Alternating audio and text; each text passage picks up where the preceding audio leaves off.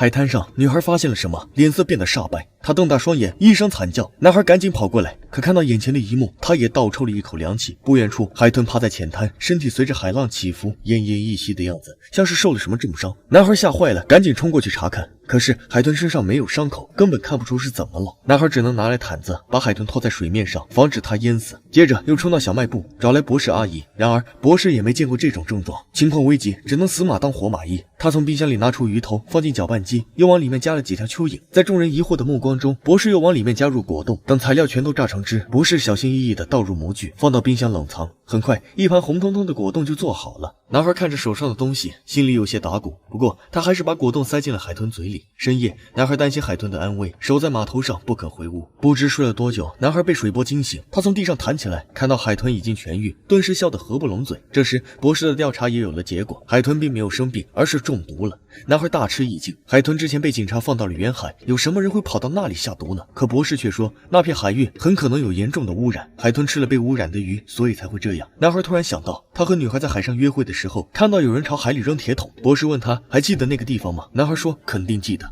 然而等來到海上，男孩就傻眼了，海面沒有參照物，他根本想不起來那天的地方。沒辦法，眾人只能先找到海警老黑，想請他帶人調查。可老黑不想聽博士解釋，除非有證據，否則他不但不出警，還要再把海豚抓走，賣到水族館去。無奈他們只能重新出海。這一次博士有了準備，他給海豚帶上 GPS， 把海面劃分成幾個區域，讓海豚挨個去搜尋。在海豚的幫助下，效率提高了許多。可是海洋那麼大，想找到幾個污染物實在是難如登天。過了很久，海豚還是一無所獲，等待的時光尤其難熬，每個人都陷入了絕望。突然，平靜的海面上，海豚探出小腦袋，用嘴巴碰了一下小球。自閉小孩趕緊告訴大家，海豚有發現了。可是大人們都不相信他的話，沒當一回事。男孩察覺到不對勁，他走到小孩身邊，向水裡看去。果然，海豚再次出現，不停地用嘴巴拍打着小球，真的找到了。男孩興奮地跳進船艙，把好消息告訴博士。博士拿出一台水下攝像機，讓海豚叼住。海豚一路下潛，把實时畫面傳到電視上。很快，大家臉色就變得凝重起來。海底散落着裝有化學物質的鐵桶，周圍全是死魚，令人觸目驚心。博士趕緊用對講機呼叫警察，可對講機受到干擾，遲遲沒有回應。博士只能放下浮標，等回去之後再叫人過來。男孩見海豚一直沒有露面，擔心他遇到危險，想在這裡多等一會兒。可叔叔卻說此地不宜久留，必須趕緊回去找幫手。但男孩哪裡聽得進去？他趁叔叔不注意，躲到小艇上，割斷繩子，獨自溜了下來。然而男孩等了很久，沒等到海豚，卻等來了釣魚佬。看到男孩落單，釣魚佬帶着陰險的笑容，直接撞了過去。男孩僥幸逃生，死死抓住殘破的小艇。可更大的危險還在後面，水面下一頭飢餓的鯊魚竄了出來，張開血盆大口，差點把男孩咬成兩半。男孩拼命地向前游，可鯊魚窮追不捨，眼看男孩即將葬身魚腹。關鍵時刻，海豚及時趕到，狠狠地把鯊魚撞開。為了保護男孩，海豚勇敢地與鯊魚搏鬥，其他同伴也紛紛過來幫忙，用嘴巴不停地撞擊鯊魚的肚子，很快就把鯊魚撞得落荒而逃。殺口逃生，男孩游到釣魚佬的船邊，然而還沒等他喘口氣，就聽釣魚佬皮笑肉不笑地說：“不好意思，你知道的太多了。”話音剛落，他便舉起鈎子，想要殺人滅口。